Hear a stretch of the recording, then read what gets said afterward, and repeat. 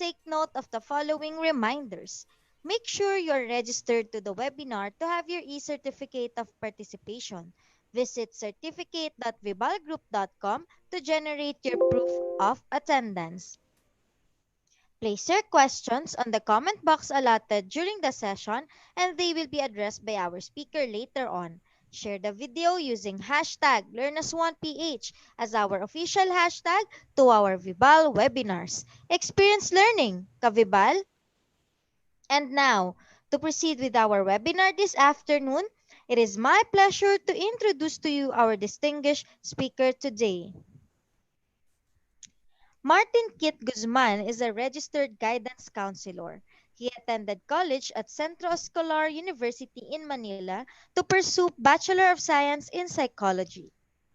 After graduation, he then took up the degree Master of Science in Guidance and Counseling and finished it in 2014, also at Centro Escolar University.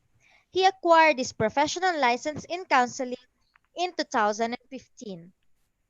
He was a former guidance counselor at Colegio San Agustin, Makati, and former guidance counselor and professor of psychology at Far Eastern University Institute of Technology, Manila.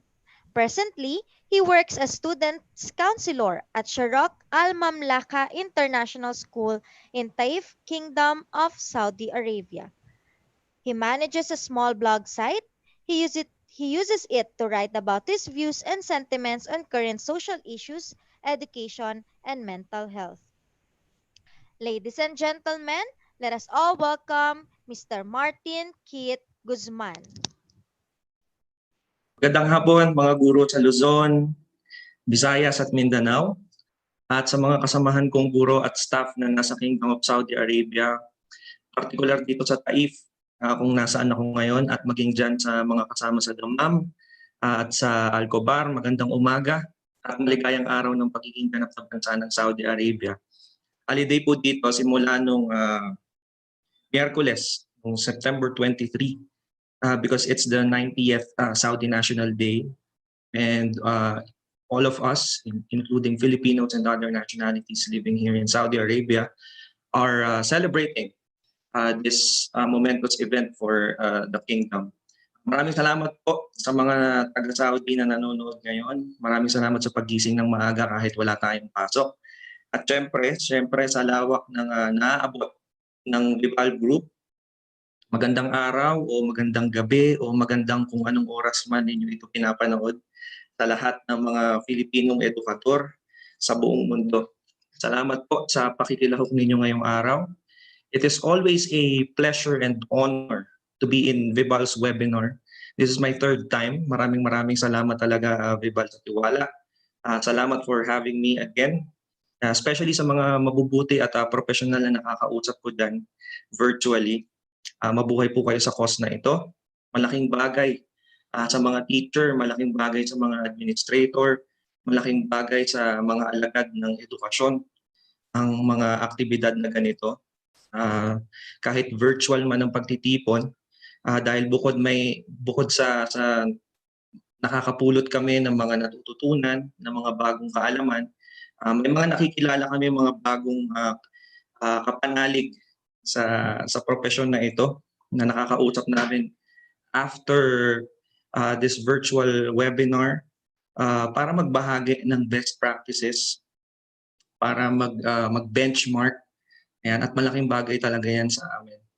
Muli, magandang araw sa lahat at maraming salamat sa pagsama sa akin ngayon. Ikatlo ko na to, and sa mga nanonood ulit, sa mga bagong nanonood, maraming salamat po. Now let me share my screen.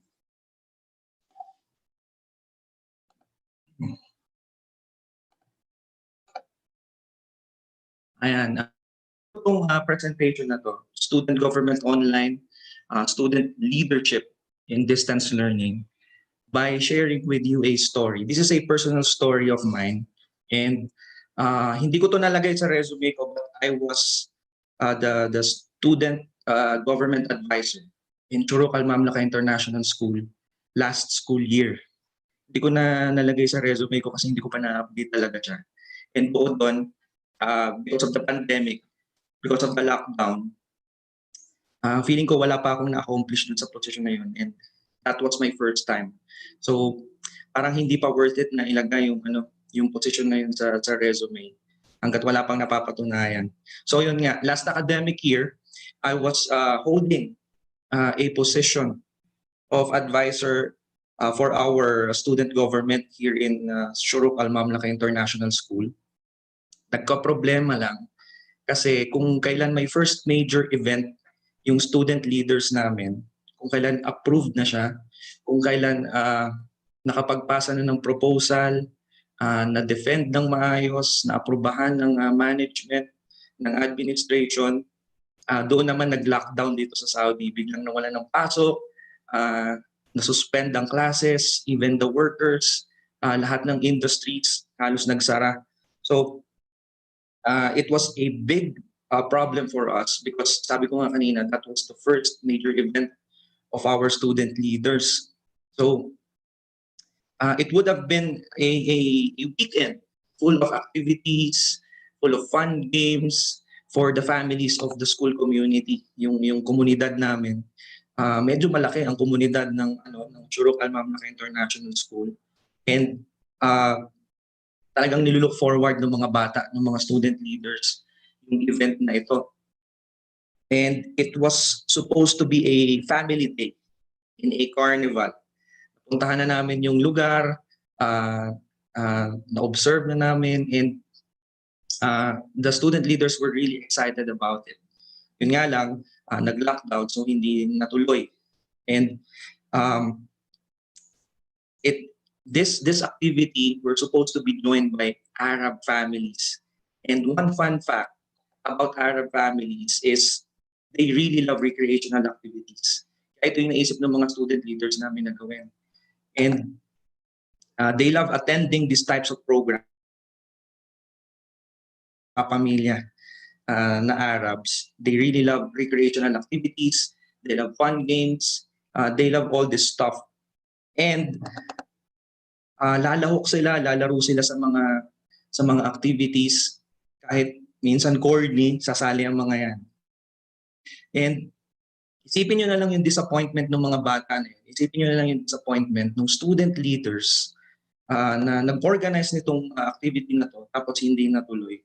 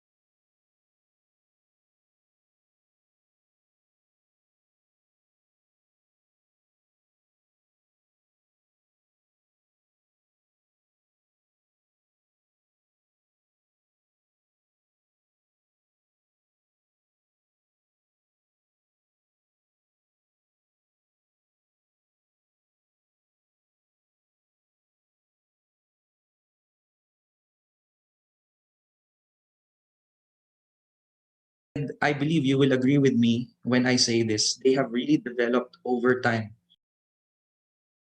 And technology pa lang, yung mga kaalaman pa lang nila sa computer na minsan mas may alam pa sila kaysa sa atin, uh, it really amazes me. And I believe even all of you there who are watching are also amazed by how our learners have developed over time, especially with technology.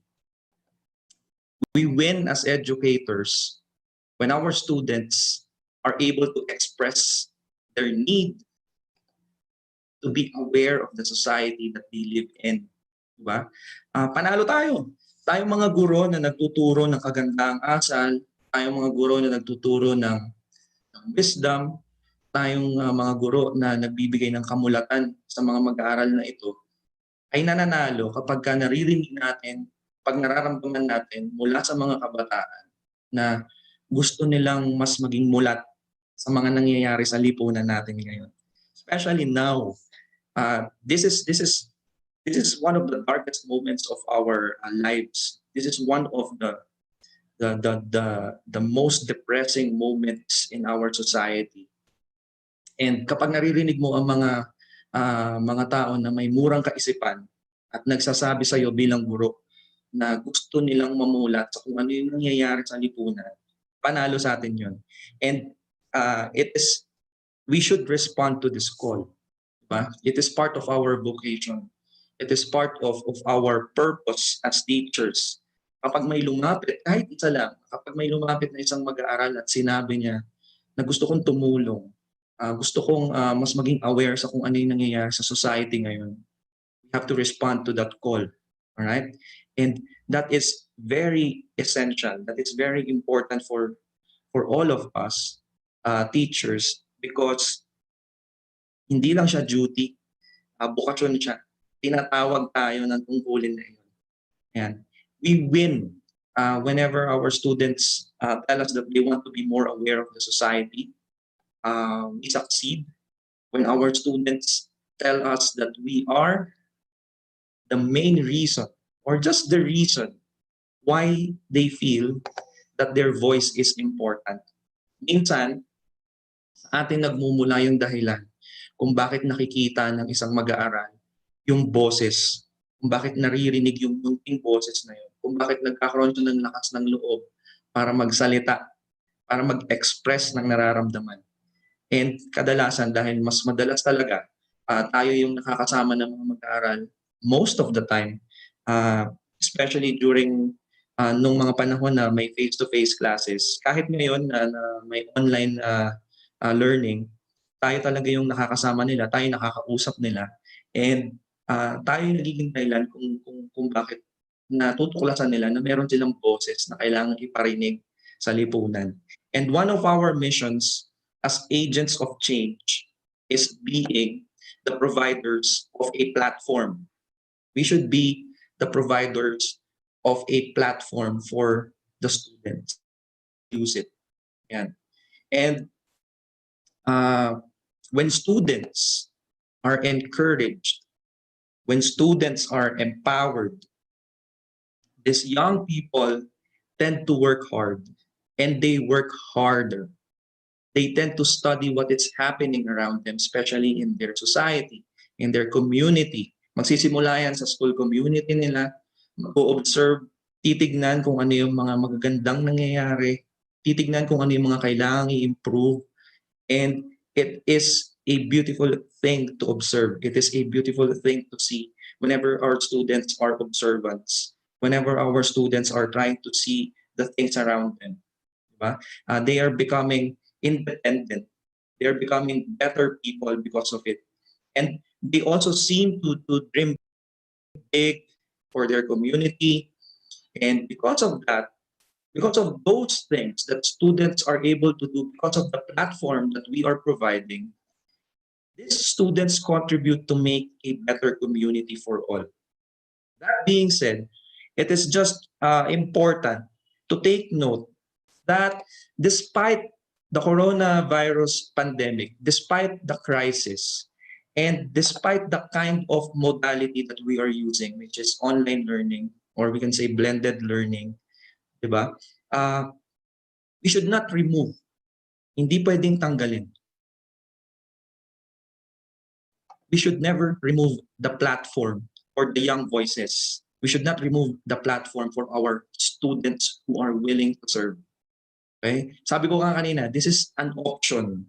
Pwede mong piliing ituloy, pwede mong piliin na wag muna. Okay? Lagi tayong may choice, lagi tayong may pagpipilian, pero yung desisyon na napanggagalingan noon dapat naka-anchor sa isang assessment. Di ba? Pag-aralang mabuti, maging mabusisi kung kaya. Okay? Kasi malaking parte, malaking role, napakahalaga ng pagbibigay ng platform, ng pagbibigay ng isang uh, chance, whenever we give a chance to these small voices na pag nagsama-sama magiging malakas, maririnig ng lahat, magbibigay ng pagbabago, di ba? Mahalaga yung mga bagay na yun dahil nakakatulong tayo sa mga bata, nakakatulong tayo sa mga mag-aaral para makilala nila kung sino talaga sila. Para malaman nila, ma-realize nila na kaya nilang maglingkod, kaya naging pinuno na pawang kalinisan at pagsisilbi lamang ang iniisip para sa komunidad. Instead, we should even adapt. We should not remove the platform, or we have the choice not to remove the platform. Instead, we should adapt. Or better, we should enhance the things that we can offer, especially that we are in the online learning. Diba? We can always improve for the better. We can always adapt.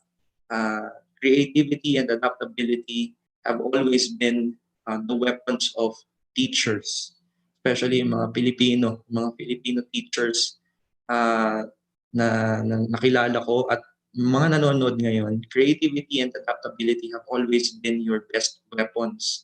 So in making or organizing a student government, we can always use those two tools, those two weapons para maibigay natin itong plataforma, maibigay natin itong boses na kailangan ng mga mag-aaral. Yan. And another thing is, when you go to Twitter, when you go to Facebook, when you go to any social media, may mga makikita kang mag-aaral na nagpo-post ng rants nila. Yan. Kasi hindi sila nabibigyan ng plataforma, hindi sila nabibigyan ng lugar para i-air yung side nila, para masabi nila kung ano yung concerns nila. Diba? And they end up posting their concerns, their rants on social media. May iwasan natin yun kung nabibigyan natin sila ng pagkakataon para magsalita. Kung mabibigyan natin sila ng pagkakataon para mapakinggan, mismo ng eskwelahan. May iwasan ng gulo, may iwasan ng issue kapag may plataforma na ibinibigay sa mga mag-aaral na ito. Tsansa nila yan eh. Pagkakataon nila yan para masabi nila kung paano mas mapapabuti. It should be a mutual relationship between the school and the students. And whenever we have this platform, students are given the right chance, diba? At mas maganda yung pagkakataon dahil sa mismong eskwelahan sila tumutulog, sa mismong eskwelahan sila nagsasabi. At syempre, on the end of the school should sincerely listen to the students. At makakatulong ang student government because student leaders are the representatives of the students. And also, they are the face of how the school looks. Diba? Whenever they go out, whenever they introduce themselves to other people who are outside of the school, who are not part of the school community, they are the face of the school. Dalawang responsibilidad, dalawang roles ang tinitindigan ng mga student leaders natin. Number one, yun nga, sila yung nagre-represent sa mga estudyante, sila yung nag-air ng mga concerns ng mga mag-aaral sa eskwelahan. At pangalawa, at napakahalaga nito, sila yung mukha ng kagandahan ng eskwelahan. Na kapag lumabas sila, pag ipinakilala nila ang sarili nila bilang miyembro ng paaralan ninyo, makikita ka agad ng mga tao na hindi masyadong alam kung ano yung nangyayari, kung ano yung mekanismo sa loob ng paaralan. Makikita ka agad nila kung anong uri ng eskwelahan meron ang inyo. Alright? So, let me stress this out. When a student finds that voice, kapag ka naibigay natin, pag nagbigay tayo ng pagkakataon na marinig ang mumunting boses ng mga mag-aral na ito, the student does not only change herself for the better, she also involves everyone around her, right? And she involves uh, everyone around her, including the students, including even the teachers, especially their advisors, sa student government, and of course, the concern of the entire school community. And the student leaders include all of these things, not just herself. Hindi lang yung sarili niya ang nagiging mabuti, hindi lang sarili niya ang lumalago, pero lahat ng kilala niya, lahat ng kasama niya, tinutulungan niya rin para maging mabuti, para lumago. And most especially, the school community. Student leaders, whenever they find their voice, become more socially aware. Sabi ko nga kanina, panalo sa ating mga guro kapag sinabi, pag nag-express ang mga batang ito na kailangan nila. Kailangan nilang maging aware, kailangan nilang malaman kung ano yung mga nangyayari sa lipunan. Siyempre, magsisimula tayo sa school community. Diba? Hindi naman agad-agad lalabas yan sa society. Hindi naman agad-agad mag-o-observe yan sa kung ano nangyayari sa lipunan natin, sa bansa natin. But it will really begin in our school community. They will observe, they will look at the right things that are happening. They will look for solutions for the things that need to be improved. And that is a beautiful thing to observe. And sana sa school community, especially the management, the administration, huwag tayong maging sensitive, huwag tayong masyadong maging balat sibuyas kapag ang mga student leaders natin may naobserbahan na hindi masyadong kagandahan. Gagawin nila yan, sasabihin nila yung mga naobserbahan nila kahit hindi ito ganun kagandahan dahil meron silang naisip na paraan para pagandahin at mas pagbutihin ito. Yun lang naman yun. And it should be a mutual relationship between the students with the student leaders and of course the school. And sabi ko nga kanina, student leaders become awake of what should be done and what should not continue anymore or what should be improved. And one at a time, when we, teachers, educators, administrators, whoever is in the school, when we are able to help a student find her voice, we are fulfilling one very important purpose in our vocation. This is why, if I were to choose, this is why I prefer to have this more specific title for this presentation. Production pa lang yun. Student government giving remote students a voice. Bigyan natin ng boses. Pakinggan natin yung mumunting boses na pag nagsama-sama, pag nagtipon-tipon, lumalakas, mas naririnig, di ba? At nakakabingi ito kapag nagsama-sama. And this voice or these voices that were gathered together pag nagsama-sama, gusto lang nilang mas mapabuti yung paaralan. Right? Now, the question is, to the more pressing topic, the question is, can student governments really exist during online classes? Sabi ko nga kanina, of course, the answer is yes. And ulit-ulitin ko, lagi kong sasabihin na you have the option. Schools will always have the option whether to continue or not. It should just lie on one principle. A good program, including student governments, can adapt and even improve for the better. Again, assessment. We have to assess whether the school can push through with student governments. It's Although we have the option, may responsibilidad pa rin tayong alamin kung kaya pa o hindi. Hindi yung basta-basta mag-decide tayo na kaya natin, pero walang assessment. Sabihin na hindi natin kaya, pero hindi naman natin inalam kung talagang kaya pa. So kailangan, it should be anchored through assessment. And kapag kasi sinabi assessment, dapat masusi ang proseso na ito. Inaalam ang bawat side, pinapakinggan ang bawat partido na may kinalaman sa programang ito. For example, in student governments, it should be, of course, the students, if they want to have a student government, of course, the teachers, especially the advisors who will manage the student government, at syempre yung management mismo. Dapat malaman lahat ng site, malaman ang ang pulso ng bawat pagdating sa usapin na ito. So that's a very important thing, assessment. And again, if you decide to continue on, to push through with student government, we can adapt to the new normal, to online learning, and we can even improve using the modalities, using the technology that we currently have. All right?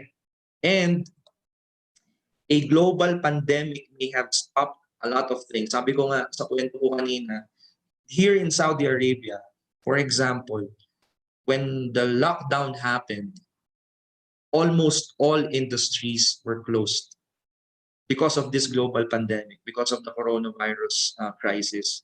And it may have stopped a lot of things. However, our roles as teachers will not allow education to be hindered by this crisis. Coronavirus ka lang, mga teacher kami. Parang ganun lang yan. Like I said in my previous presentations here in VIBAL, hindi ko maalala kung nung una o yung pangalawa, now is the time, ito, nung pangalawa to, now is the time that we need teachers who will guide our students toward the right social, emotional, psychological, and even moral pathways. Imagine if we will be able to lead our students to these pathways, marunong dumama, marunong alamin kung ano ang tunay na nararamdaman at kayang ano naman ang mga nararamdaman niya at marunong kumilatis kung gaano ang psychological well-being mabuti, marunong alamin, natuto kung paano maging mabuti, kung paano maging makatao at kung paano magpakatao, makipagkapwa-tao sa bawat isa. Imagine if we are able to teach and lead our students in these pathways. So, I want to say that together, yes, we can. Yeah, we can. Although it is an option, I am for student governments. Okay? Lagi kong titindikan, lagi kong sasabihin na kaya natin, basta may assessment, syempre. And ang pinaka-importante sa akin is when we give students the voice. Yun lang naman yun eh. Ang gusto ko lang naman is bigyan natin ng plataforma ang mga mag-aaral. Although karapatan nila, kalayaan nilang magsabi ng rants, ng mag-post ng mga reklamo nila sa social media. Kapag tayo mismo na nasa paaralan ang nakikinig, if us are listening sincerely, respectfully, without judgment, may iwasan natin yung mga ganung problema. May iwasan natin yung mga ganung issue. And again, the student leaders, those capable people, those able young individuals who can lead, who can represent the students, will really help the school community to be better. And we can provide a platform for our learners. We can help them find their voice. We can help them find their purpose. diba? Especially in leadership. And that is even when we are in the middle of a global catastrophe. Again, coronavirus lang yan, mga guru tayo, mga student leaders kayo. Alam ko may mga student leaders na nanonood din dyan. Salamat sa panonood ngayon. I appreciate it really. Thank you very much. And the principles will always be to adapt and to improve. And now, before we really proceed with the pressing topic, sabi ko nga kanina, introduction lang yun. Let us all be clear of the things that we need to know about student government. Let us answer some questions, yung mga common questions. What is a student government? What does it do? Questions like, why is it important even? Diba? What are the challenges whenever we have a student government, especially online? And what are the benefits of having a student government in a school? Basically, when we talk about student government, it is the representation. It represents the best interests of a school's student body, and it helps shape the student experience on campus. Sabi ko nga kanina, may dalawang responsibilidad ang student government, ang mga student leader. Una, they represent the students. They talk to the school community. They air the side of the students to improve all the services that the school has. And another thing is they are the face of the school whenever they go out of the community, whenever they are introducing the school to others. So napakahalaga ng student government because just like what the slide is telling us, it is a group of students that are charged with managing a wide range of events for the students, for the teachers. I remember in here in Saudi Arabia, it's our student leaders who are organizing the event for Teachers Month. And napakasaya ng mga event na ganyan.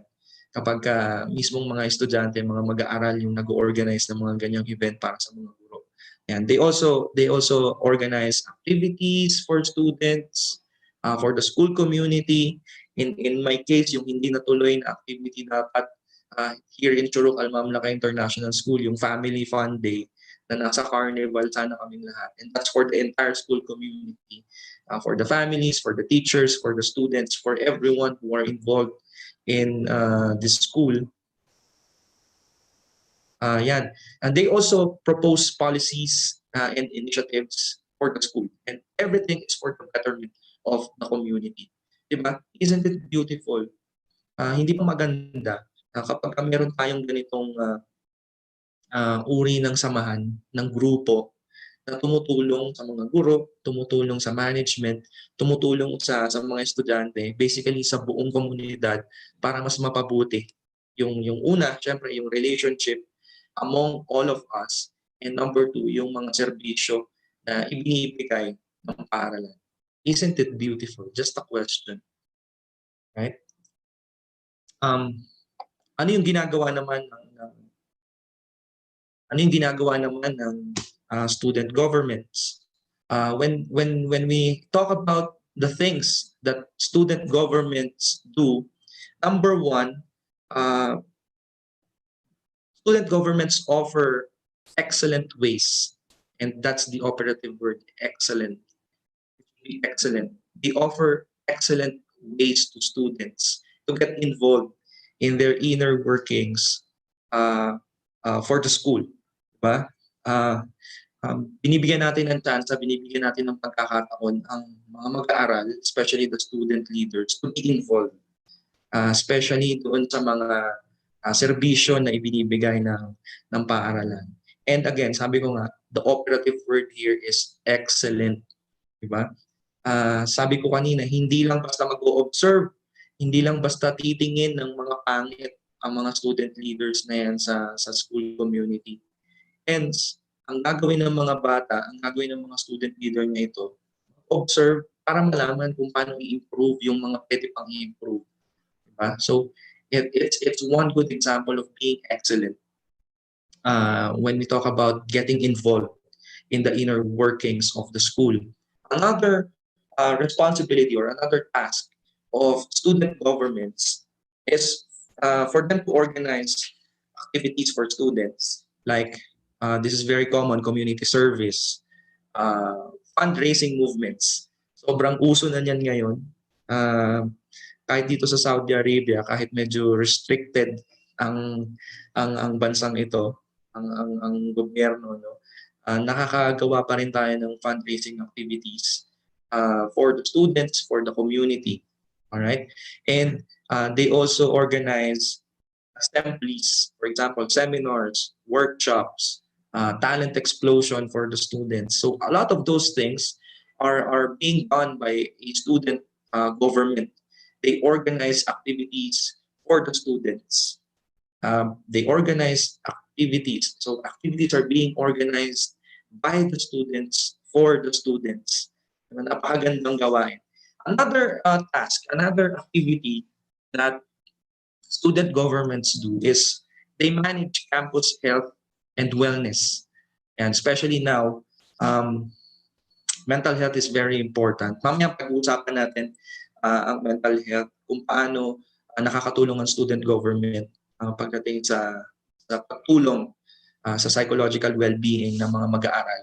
And even teachers, para rin sa kanila yan. They manage campus health and wellness.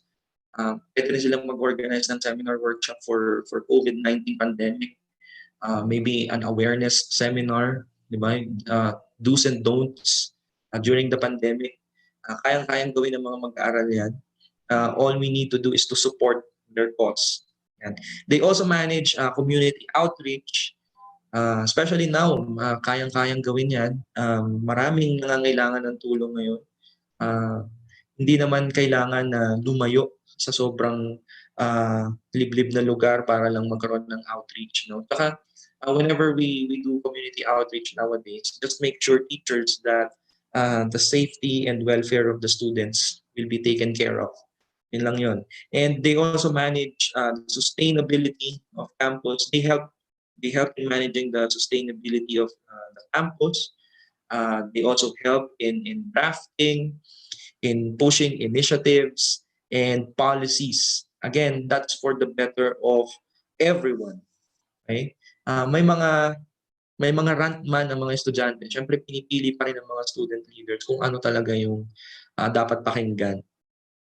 At sila yung magpapaliwanag sa mga mag-aaral kapag sa tingin nila, hindi pa napapanahon yung mga concern nila. Napakaganda na meron tayong the student leaders serve as our bridge, diba? As teachers, as members of the management, whenever we have a bridge, which is the student leaders, going to the students, talking to the students, nagkakaroon ng clear communication pathway between the management, the school, and the students. Kayang-kaya ng student leaders yan. Again, pumipili naman tayo ng student leaders because of their capabilities, because of their abilities. And one of the most important capabilities of a student leader is his or her communication skills. And we will talk about that later on. Another task, another responsibility of student government is they provide student support and they organize programming and activities. It also represents and advocates for the students. Yan. Laging para sa mga mag-aaral.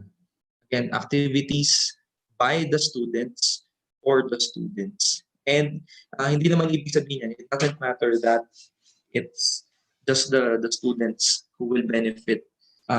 Teachers can also benefit from this. The entire community can also benefit from activities that student leaders are organizing. Now, ang question, is it even important right now? Is a student government even important right now amidst pandemic? I must say, yes, it is. Una, first, student council and student government help the students uh, to get familiar with the government structures, di ba? And imagine, kapag ka hindi ka lang sa classroom nagtuturo, hindi ka lang sa online nagtuturo about the structure of the government. In our case, in the Philippines, the executive, the legislative, and the judiciary. Yung tatlong branches na yan ng government. Imagine, kapag ka in-apply mo yan, pag in-adapt mo yung uri ng government sa student council mo or sa student government mo, nagtuturo ka rin ng application sa kung paano ginagamit yung tatlong branches na yun.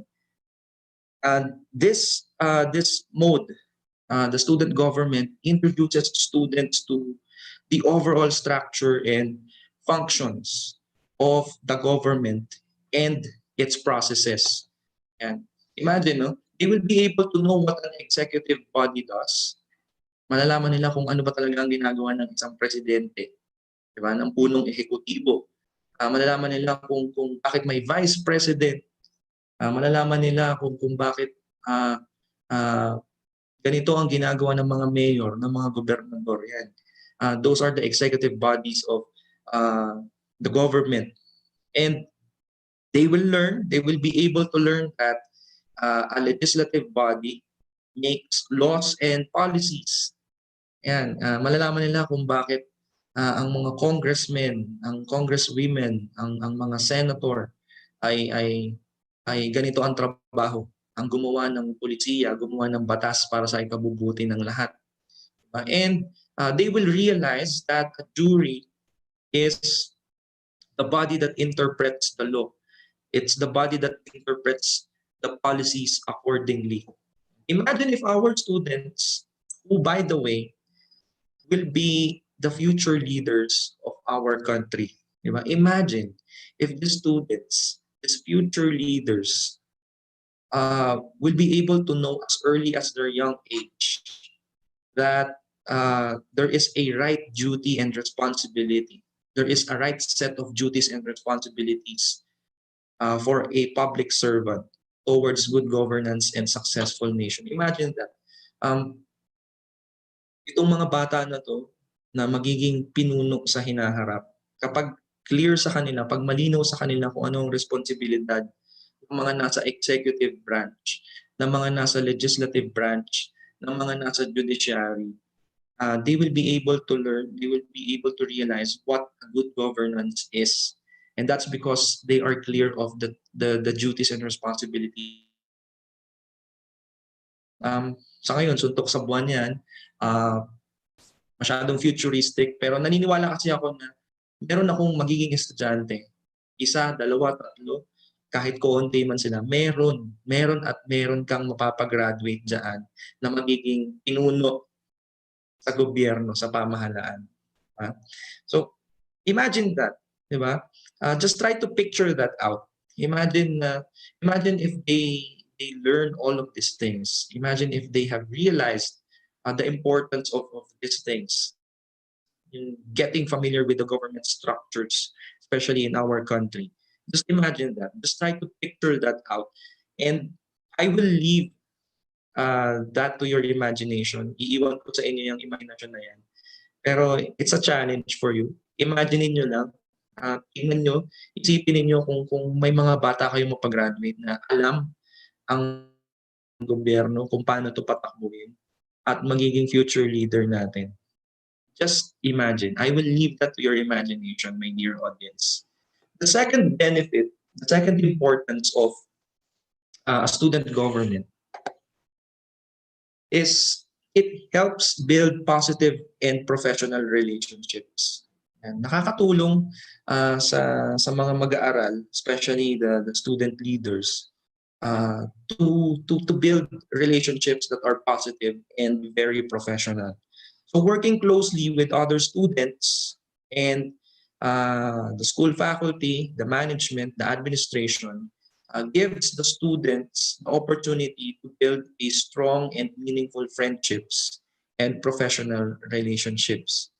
And nagkakaroon sila ng pagkakataon to enhance their communication skills. Nagkakaroon sila ng pagkakataon to feel.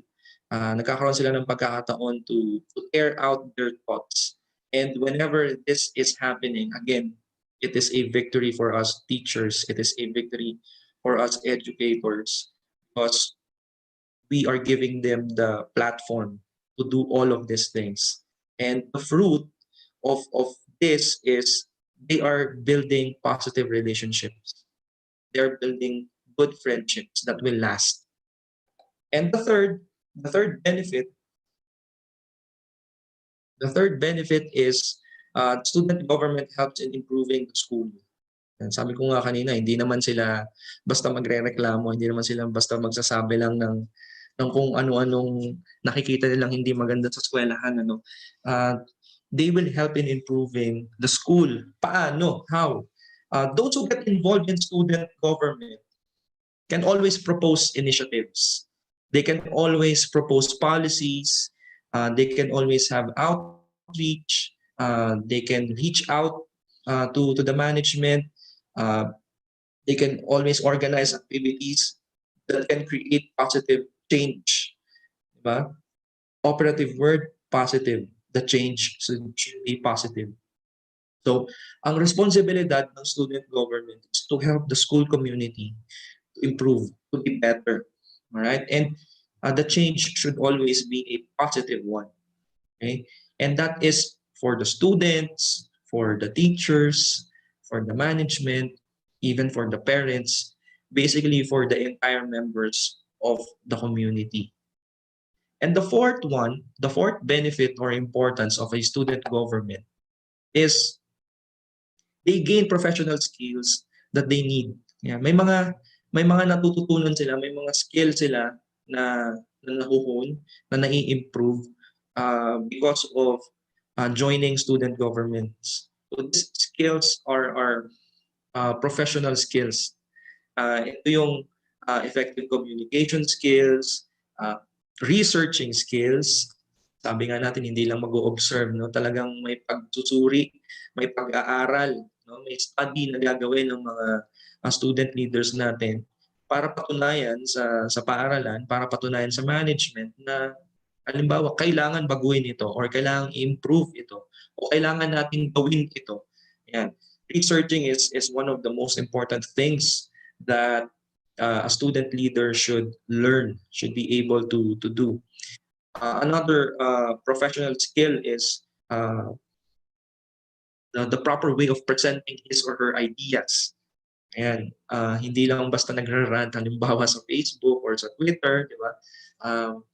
Alam nila kung paano dumulog, alam nila kung paano mag-air out ng concerns, and they know that it should be done professionally. Another thing is they will be able to learn how to organize a meeting, how to assign responsibilities and tasks during meetings, diba? And I have been in several meetings of student governments, and kapag ang mga estudyante na dumadalo sa pagtutulong sa meeting ay alam kung ano yung mechanism, yung sistema, napakasarap makinig, napakasarap mag-preside ng meeting kapag ganun yung mga student leaders mo. Alam nila kung sino mag-minutes, alam nila kung ano yung pagkakasunod-sunod ng presentation, alam nila kung kailan sila magsasalita, alam nila kung kailan sila tatahimik at makikinig lang. At I can tell you, based from my experience, kapag ganyan yung mga student leaders na dumadalo sa meeting, napakaswabe ng pagpupulong. Ang sarap makinig, ang sarap magsalita. And another professional skill that student leaders can improve on or can learn in joining student governments is the skill of collaboration. Collaborating between groups can all be developed and honed through this student government. Imagine ninyo na gumagawa ng paraan ang mga mag-aaral. They try to collaborate, they try to research, they try to present their ideas. And the rationale, the purpose, the objective is for the school community to improve, for the school community to be better. Isipin nyo na lang yung halaga na yon. Bukod sa nakakatulong sila para maging mabuti ang paaralan, nakakatulong pa tayong mga guro, tayong mga nasa paaralan na matutunan ng mga mag-aaral na itong mga skill na pwede nilang gamitin in the future. So the fifth benefit that I want to present is it bolsters student resume. And involvement in student government bolsters resume.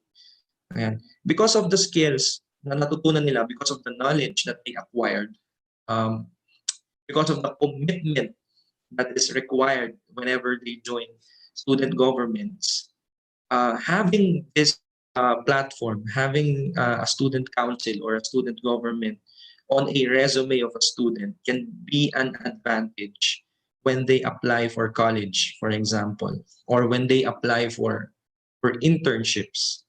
And companies, universities, colleges, whenever they see the resume of a student and student government is there, it's a plus. Advantage kaagad yon para sa mga mag-aaral. And it's because of the responsibilities, it's because of the commitment. Parang kapag nakita mo na nag-join siya ng student government, tapos consistent siya sa student government, sa pagdalo, sa pakikilahok, pag nakita ng universities at ng mga kumpanya na committed ang isang mag-aaral sa ganung uri ng trabaho, nakikita kaagad ng mga ito ng colleges, universities, and companies na may tsansa, diba? May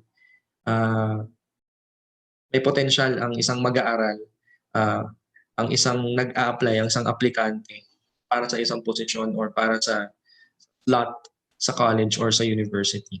So, malaking bagay because it really bolsters student resume kapag ka ang isang mag-aaral nakadalo or nakilahok sa student government. So, again, it's an option. Student government will always be an option now because of our situation, but I'm presenting the benefits and I hope you are seeing the beauty of it. And pang-anim, meron pang pang-anim. Actually, 8 ito. The sixth one is when students are joining student governments, they are being helped in finding their interests. They find their interests. Nakikita nila yung kung ano talaga yung gusto nilang gawin sa buhay. And whether students know they're interested in developing policies, for example.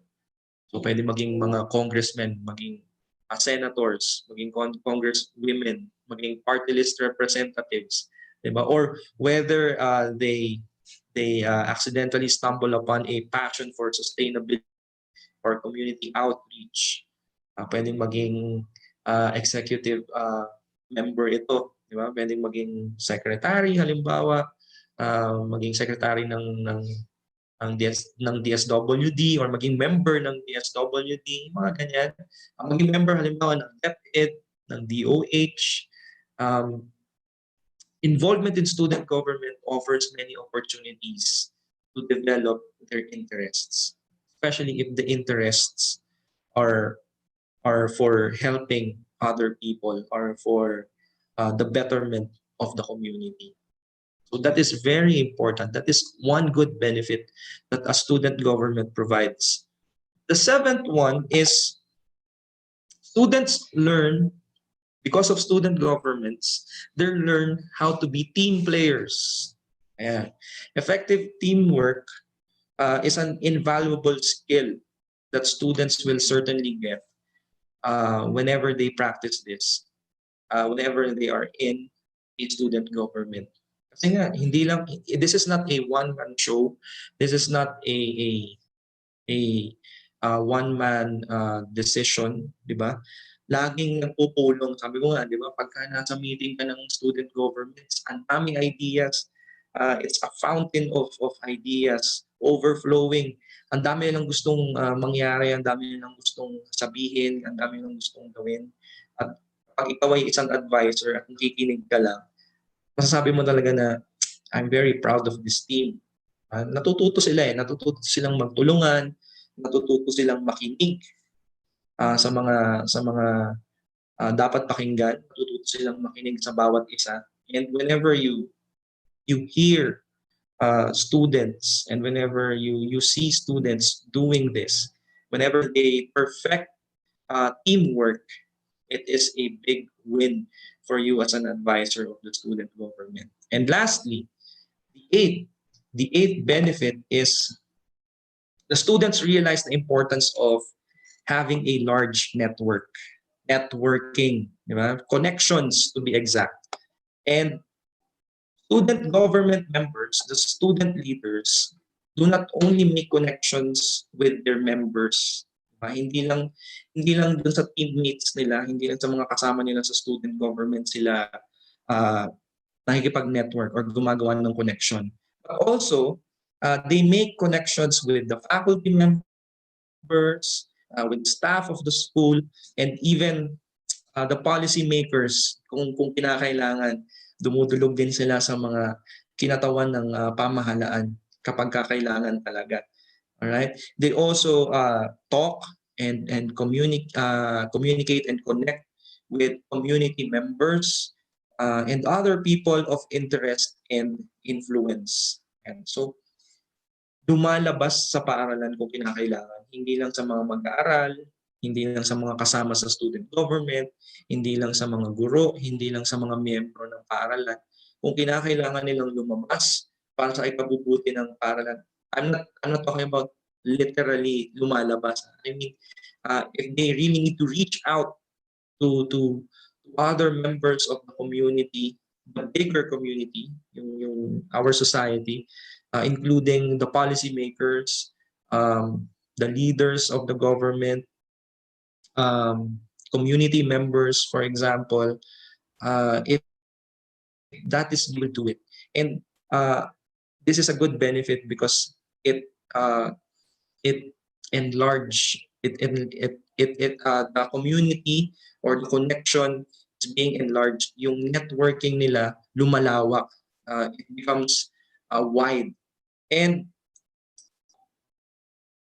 student government helps the students to to deal with different types of people. Hindi lang sila sa mga kaklase nakikipag-usap. Iba pa rin kapag meron silang exposure sa mas nakakatanda sa kanila, kapag nagkakaroon sila ng pagkakataon na mapakinggan ng mga mas nakakatanda sa kanila. Kasi minsan, yung ideas nila, yung plans nila, pag pinakinggan natin, bibilib ka talaga eh. Magugulat ka na kung saan ang galing yan. Saan ang galing yung idea na yan. Nakakamangha kapag narinig mo silang nagsalita. The benefits that I presented came from the accreditedschoolonline.org. This website is very helpful if you are wanting to organize your student government with your teachers. And I believe this is a network of student councils and governments. And these councils share their best practices, this website. Para kang nagbe-benchmark kapag mo yung website na yan. Now that we have already have a clear picture of a student government, let us now answer the question, how can it exist in an online setup? Well, giving pandemic and in the midst of this crisis is still possible. It's still possible. All we need to do is to be creative. Lagi ko sinasabi yung creative, to be adaptable. And lagi yung maririnig yan sa akin. Hanggang matapos itong presentation na to, to maximize our resources. We have to be creative in maximizing our resources. And it's the internet in particular. Ayan. Creativity, sabi ko kanina, creativity and adaptability, it's an innate or are innate characteristics to us teachers. We have always been creative. We have always been adapting to a lot of things. What more with this pandemic? Ulitin ko yung sinabi ko kanina, pandemic ka lang, teachers kami. student leaders sila. So if you ask if student government is possible, I will just simply say that yes, it is. It is really possible. First thing to organize is, of course, alam niyo na to, the bylaws. Yeah. And the bylaws is our constitution, the student government. It is our guide. Every concern that may arise, we seek the bylaws, we seek the constitution. If your school already has an existing bylaws or existing manual where uh, a bylaws is included or a constitution is included, then that's great. All you have to do is to tweak it a little bit to make it fit our current setup, which is online learning. Now, under the bylaws are the following. Hindi natin iisa-isahin to kasi kapag inisa-isa natin to, hahaba, hahaba yung presentation. Ang mga i-include ko lang sa presentation na to is yung mga bagay na uh, kailangan na natin for because of the online setup. Ayan. So these are the following uh, inclusions under the bylaws. Of course, the purpose is very important. It's your preamble. Yan yung uh, yan yung sinusunod mo. Yan yung objective mo. That's your reason for setting up a student government. And another thing is the composition, and then yung student government, the definition of terms, para clear sa lahat, the body, the organizational chart, the advisor's qualification, bakit kailangan itong guro na ito o itong miyembro ng faculty na ito ang kailangan maging advisor. So meron qualifications, may duties and responsibilities dapat na nakalagay dyan. And ano yung karapatan ng mga mag-aaral, ng mga student leaders, karapatan ng advisor, nandyan lahat yan sa composition and structure. After it, the election, the process, the rules, the regulations, lahat, the system. Next is the duties and responsibilities of the elected officers. So, kailangan clear sa mga nanalo, clear sa mga student leaders kung ano ba talaga yung duties and responsibilities nila. And another is meetings. Yan. Pinag-aaralan, tinuturo yan sa mga student leaders kung paano mag-organize ng meeting. Kasi nga, dapat organisado lahat ng bagay. Strike system, when we talk about strike system, these are the things that, or these are the violations that student leaders may commit, and they may be strike out of the government. So kailangan malinaw din sa kanila yan. Being a student leader is not a privilege. May mga responsibilidad sila na kailangan gawin, kailangan tugunan. And of course, because a student government is a body, it is a council where there is a cash flow, kailangan din natin ituro sa mga mag-aaral yung auditing and financial records. Yan. Budgeting, and of course, yung fundraising. So sabi ko nga kanina, hindi ko na ilalagay lahat ng mga yan because pag inisa-isa natin itong pinaliwanag, hahaba masyado yung presentation na to. So let's focus on the main topic. Pipiliin ko lang yung mga nandito na kailangan pagtuunan ng pansin dahil kailangan mag-adapt sa online learning. Pwedeng may makalimutan ako, pwedeng may hindi ako mailagay, no?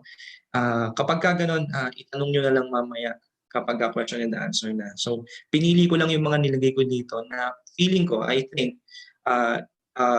these are the things that are very important, especially when we are adapting to online learning. Ayan. Kumbaga, sasagutin natin yung mga tanong na paano i-apply yung mga yan sa online, paano boboto online, mga ganyan, paano mag-organize ng programa online, and ano yung mga programang pwedeng gawin even we are in distance learning mode. And the use of document generating apps or softwares.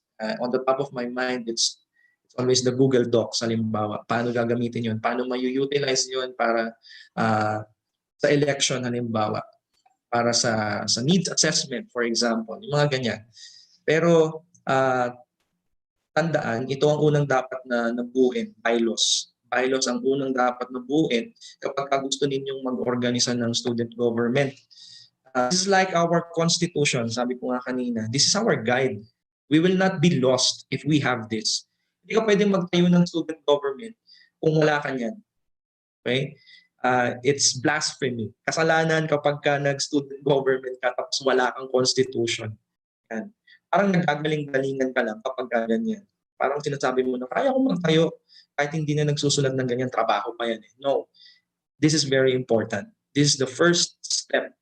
So please, sa mga nagbabalak na mag-organize ng student government, ito ang unang kailangan mabuo. Okay? And this is with the help of students, teachers, diba? And of course, the management. Kailangan sama-sama kayo sa pagbuo niya. You can always organize an online meeting just to make this one up. Alright? Ngayon, kung may student government ka na, pero wala ka bang bylaws, kailangan pag-isipan mong mabuti, kailangan mong gumawa nito. Again, this is your guide. Kapag ka may mga nangyari, pag may mga concerns na kailangan i-address, dito ka lagi dudulog. This will always be your main reference. Alright? So sana malinaw sa atin yun. And another thing, kapag may bylaws, kapag may constitution, hindi sila gagaya sa ilang politiko natin na tahasang inaabuso yung kapangyarihan nila kahit wala na sa constitution yung mga ginagawa nila. Halimbawa. So siguro may mga naisip kayong politiko pero hindi na natin pag-uusapan yan. It's out of the topic. Sinasabi ko lang na kapag ka meron ito, malaki yung chance na meron tayong sinusunod. May patakaran tayong sinusunod. Meron tayong gabay na laging dinudulugan. Okay? Now, the purpose in the bylaws, sabi ko nga, ito napakahalaga nito. The purpose of the student government should be included in the constitution or in the bylaws. I want to stress out one of the purposes of student government. And this is the student involvement. Kanina pa natin pinag-uusapan ito. This is the student involvement to unite the community, to make our school one. In times like this, when crisis is still around, very much around, I think papalo na tayo sa 300,000. Kung hindi ako nagkakamali sa Pilipinas, parang 300,000 na yata ang kaso ngayon sa Pilipinas ng coronavirus.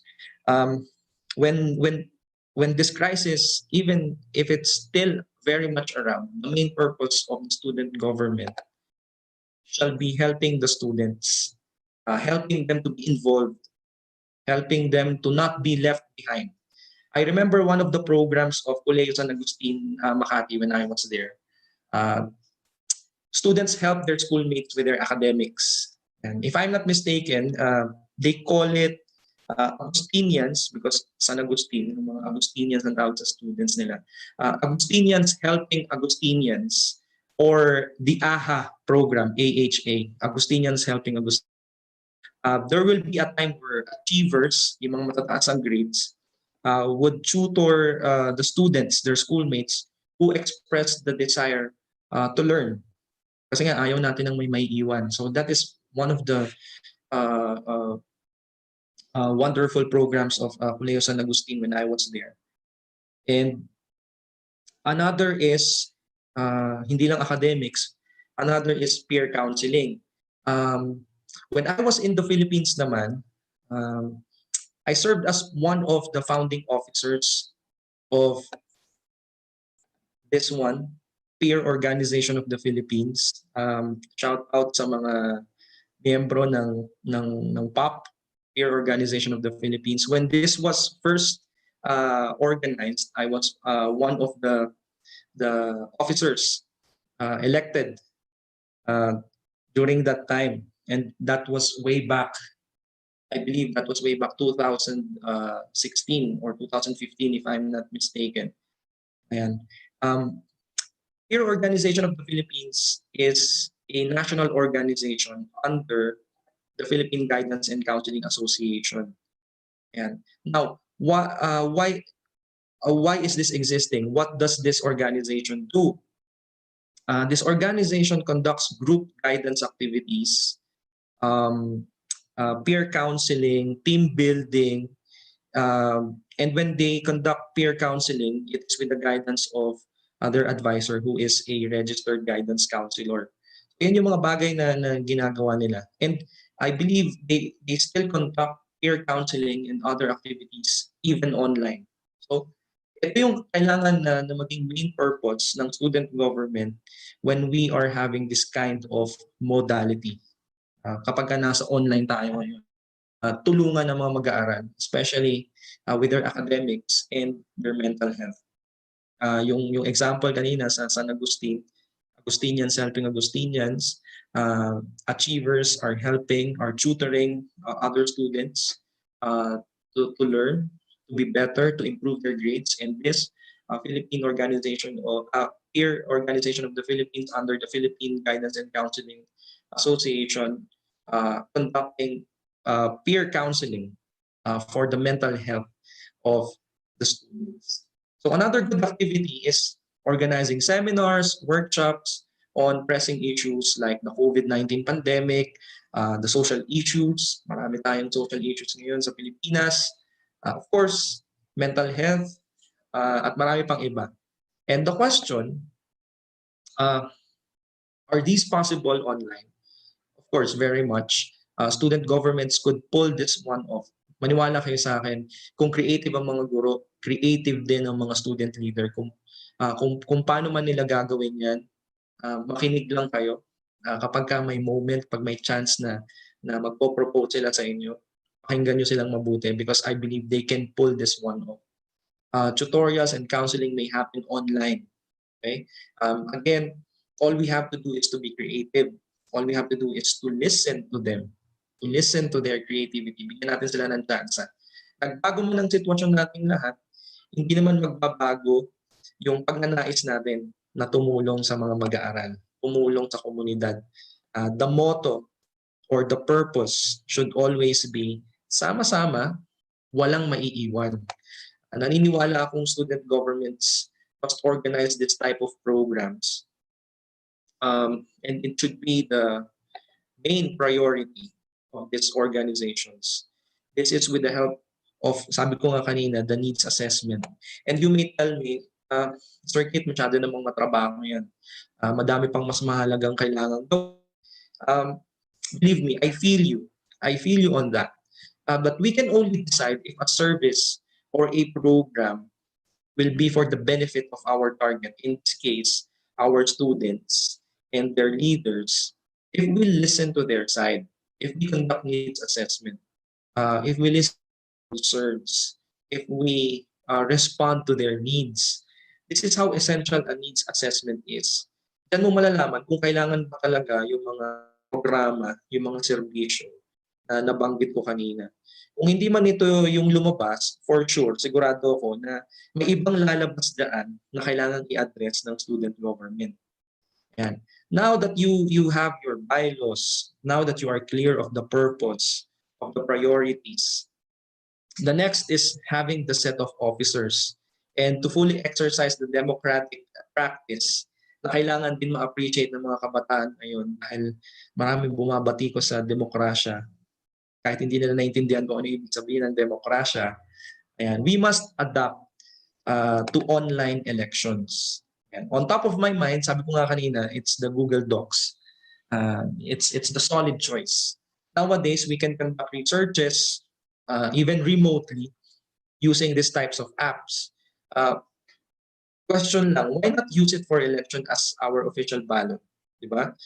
Isama mo na dyan yung ibang documents na sinabi ko kanina, yung needs assessment. Pero syempre, lalagyan mo pa rin dapat yan ng safety features like password, for example. However, this is just an option. Lahat naman na sinabi ko option. Lahat yan puro option lang. It's still your choice. Diba? It's just an option. Pwedeng may iba kayong maisip na paraan. You can share it later. Pwede nyo rin i-share yan sa comment section kung ano pa yung ibang magandang paraan para ma-organize natin ng maayos itong election for the student government. Diba? Naisip ko rin yung kung yung modules nga na ipapadala sa bahay-bahay ng mga estudyante, baka yung official ballot, pwede ring gawin na gano'n na maipadala sa bahay-bahay. But still, we must protect the sanctity of votes. Diba? Tinuturo nga natin sa mga mag-aaral, di ba, yung structure ng government. So, isasama natin yung proseso ng eleksyon, yung at dapat may procedure, may malinaw na procedure talaga na striktong susundin ng bawat isa come election day. Lahat dapat black and white. Basically, it's the accountability. Accountability is the key. May panalo na. Nakapagbotohan na, meron na nag-declare na panalo, may set of officers ka na.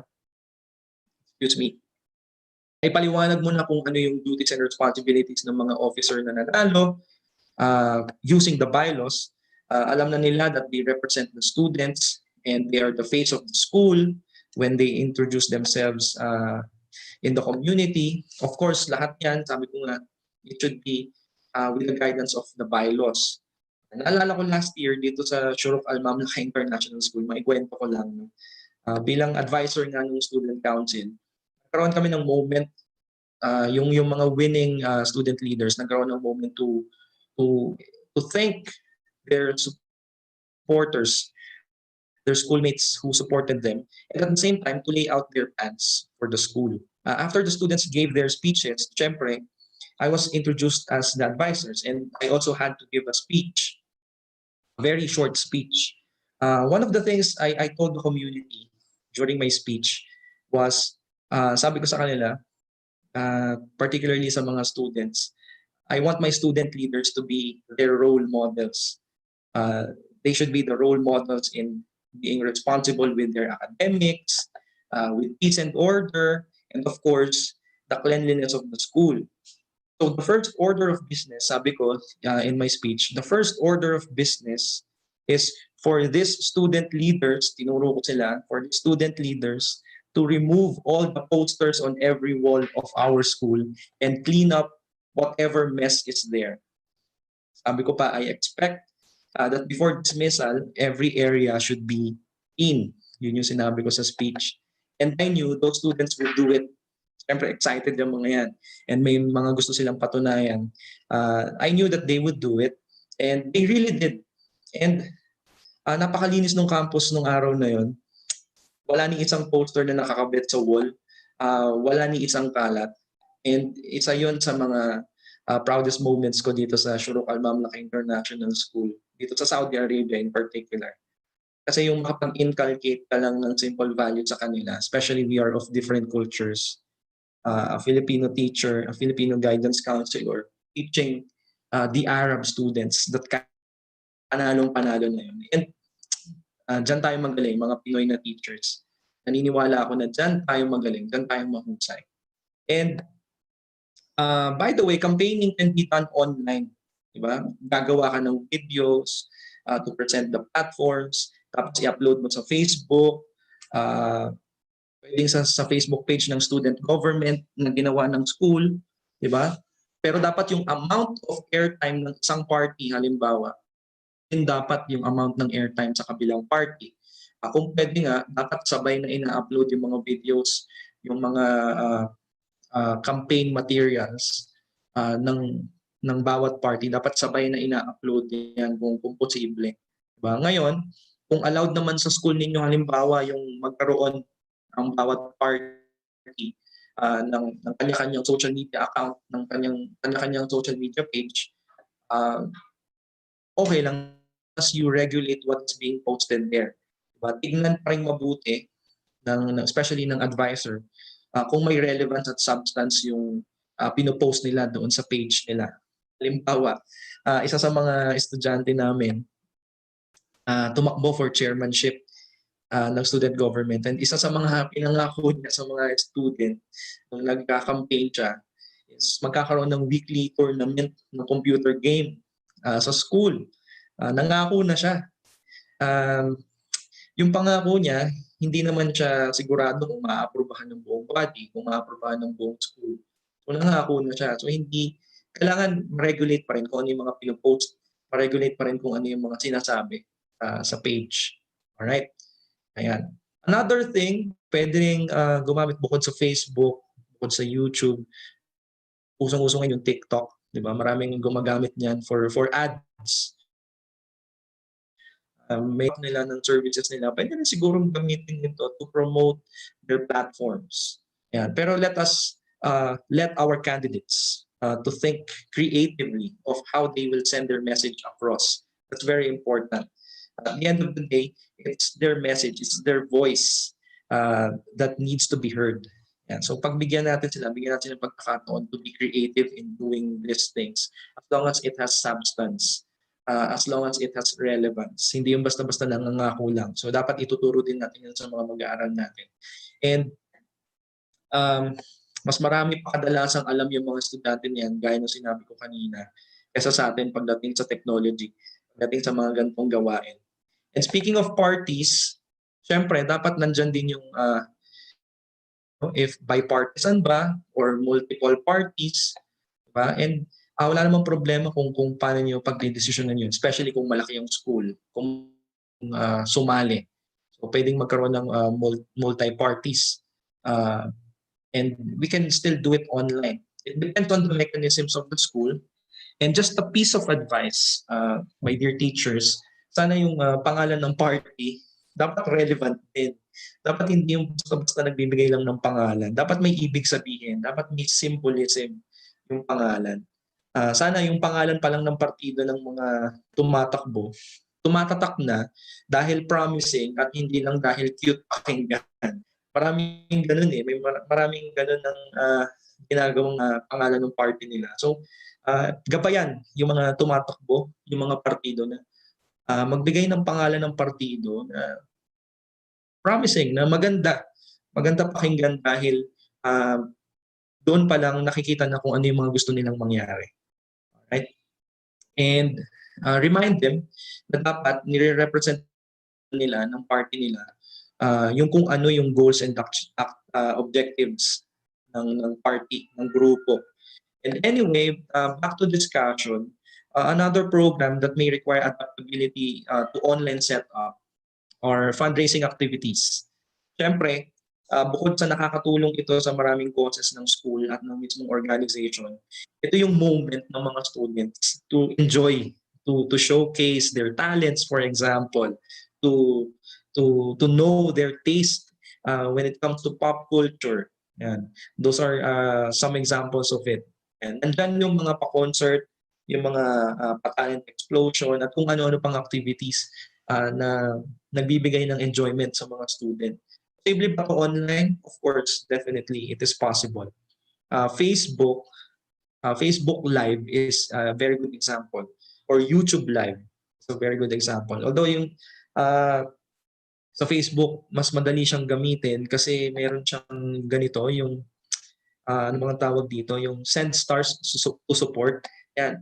Dyan pa lang, fundraiser na ganyan. Kapag may ganyan ka, pag nagpa-Facebook Live ka, tapos may ganyang feature, I believe, kahit yung sa VIBAL Facebook Live may ganyan, nakakapag-raise ka na ng funds. However,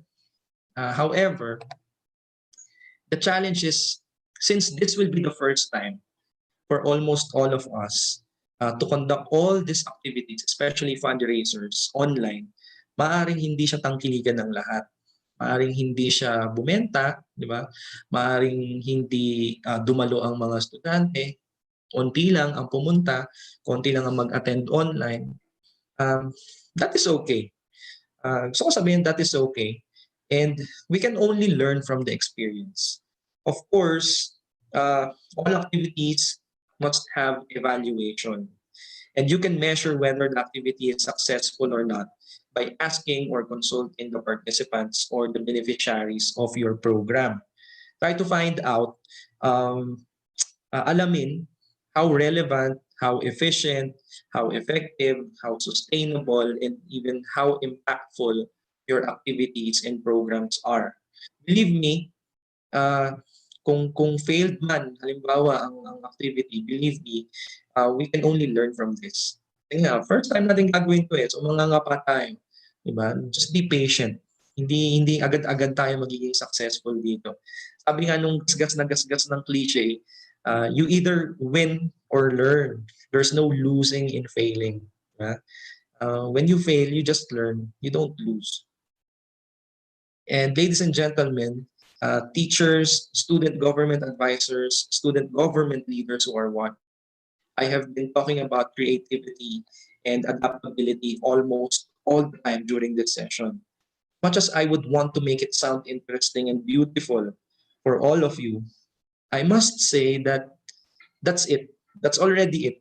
Delivering services and going the distance and doing the necessary tasks in times of crisis is really stressful. It really is. And in darkest times, in the moments of uncertainty, there would be days that everything just doesn't feel right. Yan. Oo naman eh. May mga pagkakataon na it doesn't feel right. May mga araw, may mga time na gano'n na lang yung masasabi mo sa sarili mo. And I feel you. I would even understand if you tell me that student governments should stop for a while. Believe me, I would. I would understand. But I want to pose a question for you, my dear students, my dear teachers. Isn't it beautiful if we offer a little sacrifice, a little of our time, a little of our effort, of ourselves in general, if in return, our students who may one day be the next mayors or representatives or governors or senators or even vice presidents or presidents will be able to learn good governance. Isn't it beautiful?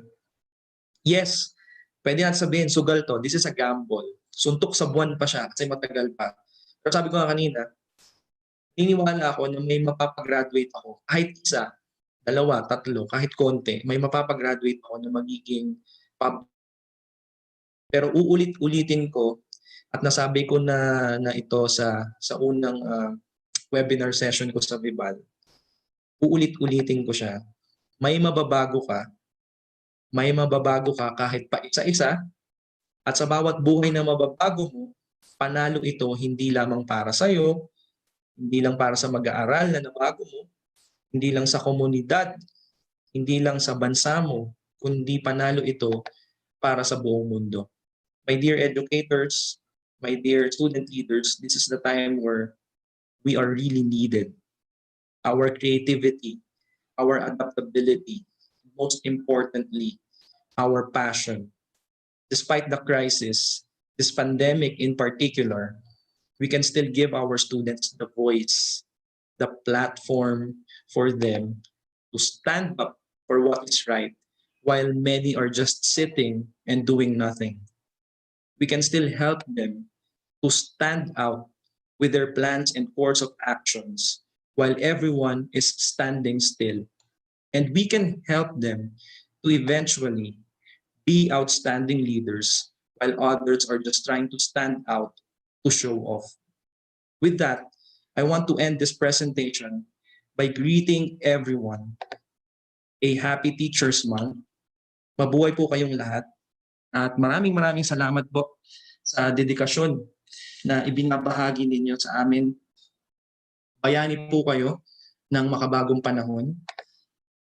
And sa mga hindi po papala rin na makapagtanong, no? Pwede niyo po akong i-add sa Facebook. Nagre-respond po ako sa mga messages ninyo. Pwede niyo pong i-like yung aking page, yung counseling kit. I give free counseling session to those who are in need, especially with their mental health concerns. And kapag may oras kayo magbasa, bisitahin niyo po yung kitjguzman.wordpress.com. Diyan po ako nag-express ng aking opinion, ng aking mga nararamdaman tungkol sa mga nangyayari sa lipunan, especially about education and mental health. Muli po, mabuhay po kayong lahat. Mabuhay po ang lahat ng gurong nagsisilbing liwanag sa panahon ng kadiliman at kawalan ng kasiguraduhan. Maraming salamat po. Thank you very much, sir. Now we will proceed to the question and answer portion. Our first question is from Chanel Sanchez. Required po ba rito lahat ng students in public and private online classes and even module learners? Thank you for the question. Again, it is an option. I don't want to say that it is required. Diba? Mas marami, totoo naman mas marami pang kailangang pagtuunan ng pansin, mas marami pang kailangang gawin bukod sa student government. However, it is a good option. We can always have a decision, a choice whether to go with it or not. Pero yun nga yung pinost ko kanina, yung challenging question, hindi ba maganda na matutunan ng mga mag-aaral natin na as early as their age, natututunan na nila kung ano talaga ang tamang pamamahala. Dahil naniniwala kasi ako na tayong lahat dito may mapapagraduate tayo na magiging public servant. Maganda na ganito pa lang, gantong edad pa lang nila, alam na nila kung paano maging uh, servant, maging leader, uh, with purity, all for the service of others. Yun. This is not a requirement. Again, this is not a requirement. It's an option. Maraming importanteng kailangan gawin because of this. And again, the priority is the safety and the health of the students. Pero kung kayang ipasok ang student government in online learning, mas maganda, mas mabuti. And I approve of it. Thank you po. Thank you, sir. Our next question is from Menchi Romero. How can students become leaders inside and outside the classroom?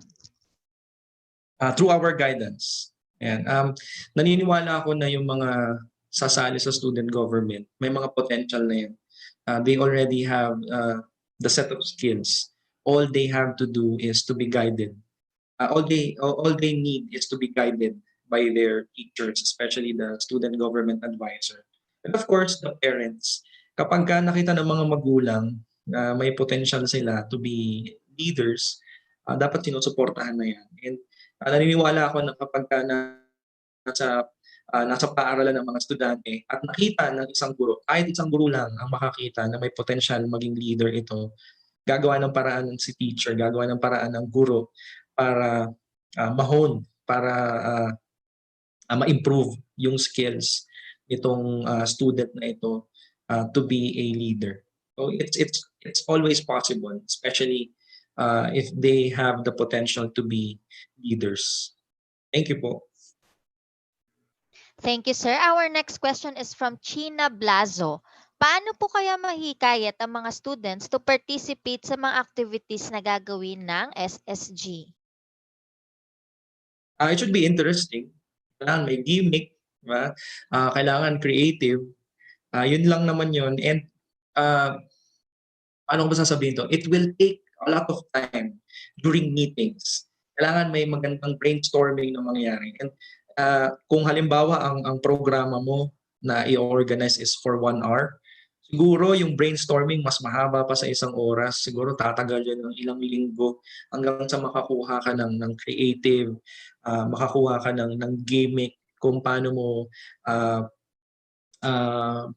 may invite yung mga estudyante na sumali sa mga activities na to. And again, the priority should always be to help the students learn, to help the students with their mental health, to help the students be aware of their community and their society, yung mga yan. And of course, to help the students showcase their skills and their talents. Yan. Kapag ka may gimmick ka, pagka creative ka, kapag ka mas mahaba yung brainstorming at yung meeting na ginawa mo, compared dun sa mismong activity na inorganize mo, I believe magiging successful yan. But still, sabi ko kanina dun sa the end of my presentation, may mga pagkakataon na it may fail. It may really fail, but we can only learn from it. As long as there is evaluation, wag tayong mag-shortcut. Pagkatapos ng activity, dapat evaluation ka agad. Dapat alamin natin kung ano yung strengths and weaknesses ng bawat programa na binibigay natin because will help us improve on the next activities that we will organize. Salamat po. Thank you po, sir. And our next question is from Teacher Yaj. Good afternoon po. Yung school ko po is an integrated school. Yung kinder to grade 10 is joint. I just want to ask po if it is better to have combined leaders from elementary and high school or mas maganda po kaya kung high school lang muna and let the elementary pupils observe how the high school students hold the student council or mas mainam kung separate? In my opinion, it is possible to have a set of student leaders from elementary and another set of leaders from high school. Yeah, mas maganda 'yon kasi iba yung concern ng high school, iba yung concern ng elementary. And uh, maganda na nakakapag-practice na yung mga bata, yung elementary students, elementary pupils ng ano nila ng right nila to vote, yung right to suffrage. Nakikita na natin kung paano sila pumipili, yung paano nagiging populist ang isang kandidato as early as as elementary, makikita mo na diyan. Maganda siya kasi sabi ko nga kanina, iba yung concern ng elementary at ng high school. And uh, in some meetings, pwede mo namang pagsamahin ng student leaders from elementary and high school para nakikita rin ng mga elementary students kung paano yung mechanism sa high school student government. And from there, natututo sila na and ina-apply nila yun dun sa student government nila sa elementary. Ayun, in my opinion, it's possible to have a student government in elementary, especially kapag malaki yung population sa elementary. Maraming concerns din yung mga yan and maganda na merong bridge ang students at ang school administration through the student leaders even if they are just elementary students. Salamat po. That's all the questions we have for now. Any last reminders to our viewers for today po? Thank you, ma'am. Ladies and gentlemen, my dear teachers, my dear student government advisors, and of course, my dear student government leaders, you have a voice, use it properly, and it's just the pandemic, it's just the crisis. Crisis lang yan. Mga guro tayo, mga pinuno tayo, at kayang-kaya natin gawa ng paraan ng lahat ng bagay na yan kung magtutulong-tulong tayo. Ang mahalaga, gamitin natin yung boses na meron tayo para sa ikabubuti ng lahat. Maraming salamat po ulit. There we have it. In behalf of VIBAL Group Incorporated, I would like to thank our speaker for today for this very eye-opening and insightful learning session. It is an honor to have you with us today, sir. And to all our Kavibao viewers, all thanks to you for your continuous patronage to our daily learning session. Don't forget to register to get your e-certificate of participation. We also encourage you to subscribe and watch on our official Vibao Facebook and YouTube channel. Muli, maraming salamat at magandang araw sa ating lahat.